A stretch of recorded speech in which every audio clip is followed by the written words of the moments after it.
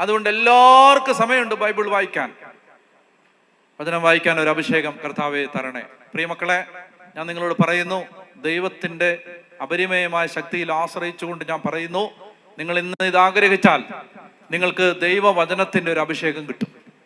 Hallelujah. അത് നിങ്ങളുടെ ജീവിതത്തെ മാറ്റിമറിക്കും.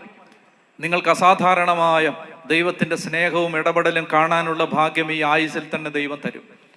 വലിയ ദൈവസ്നേഹം കൊണ്ട് നിങ്ങൾ നിറയും. നിങ്ങൾക്ക് ഭാരം ഉണ്ടാവില്ല. പിന്നെ 100 കണക്കിന് പ്രശ്നങ്ങളുടെ നടുവിൽ നിങ്ങൾ നിൽക്കുമ്പോഴും നിങ്ങൾ പുഞ്ചിരിച്ചുകൊണ്ട് നിൽക്കും.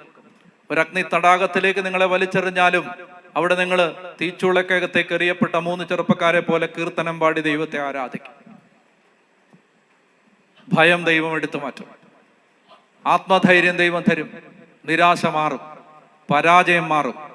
ചെയ്യുന്നതിലെല്ലാം ദൈവം വിജയം തരും. അത് വലിയ അഭിഷേകമാണത്. പറഞ്ഞ ഹല്ലേലൂയാ. ചെയ്യുന്നതിലെല്ലാം ദൈവം വിജയം തരും. കർത്താവ് കൈകളിൽ എടുത്ത് കൊണ്ടു നടക്കും. കർത്താവിന്റെ കരങ്ങളിൽ നമുക്ക് ജീവിക്കാൻ പറ്റും. എല്ലാം ഈ വചനത്തിന്റെ അഭിഷേകമാണ്.